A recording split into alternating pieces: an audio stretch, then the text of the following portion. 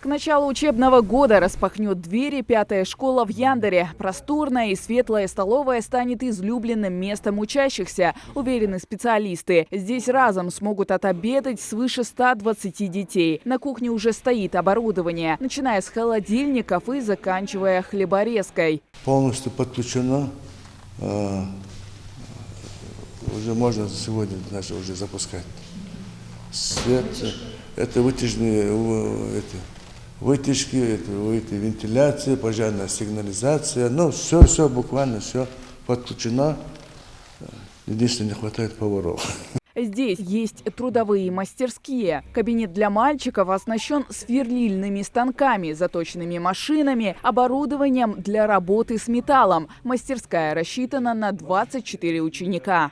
А это кабинет труда для девочек. Здесь есть швейные машины, манекены, гладильные доски, парогенератор. Это полезное хобби поможет определиться и с будущей профессией. Также в кабинете выделили место под кухню. Посуда, кухонная техника и газовая плита с вытяжкой. Все, что нужно, чтобы обучить учениц кулинарии. Не забыли и про физические занятия. В спортзале можно будет играть в мини-футбол, баскетбол и волейбол. А гимнастические брусья, козлы, спортивные маты пригодятся для занятий в кружках. В селении давно ждут открытия. Недалеко от нового учреждения расположена третья школа. Она рассчитана на 275 посадочных мест, но детей в 2 раза больше. Конечно, на учебный процесс влияет загруженность.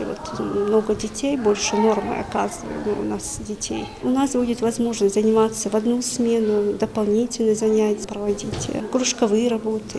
Большой актовый зал на 250 мест, около 70 кабинетов, 2 пассажирских лифта, зона отдыха и несколько игровых и спортивных площадок для детей разных возрастов. Пятую школу можно смело называть современной. Практически все учебные кабинеты оснащены компьютерами, принтерами и интерактивными досками.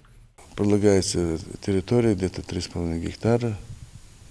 На территории находятся малые архитектурные формы, котельная, очистные сооружения, и трансформация подстанции, и пожарный резервуар. Все в комплексе, как заложено в проектно-сметной документации. Объект контрактной стоимостью почти 500 миллионов рублей возвели по заказу Минстроя Республики. Работы завершены на 99%. Каждый этап строительства контролирует Технадзор. Строительных материалов были задержки немножко, потому что цены на материалы ушли вверх. То, что заложено в смете, то, что на рынке, это два раза больше, чем было заложено. Но, несмотря на это, подрядчики своими силами построили добротную школу. А замечания, которые возникали, мы по ходу строительства устраняли. Подрядчик быстро реагировал. Трехэтажное здание состоит из 5 корпусов. Строить эту школу начали в ноябре 2020 года по национальному проекту образования. Хава Гайзикова, Асхаб Белакиев, Новости 24.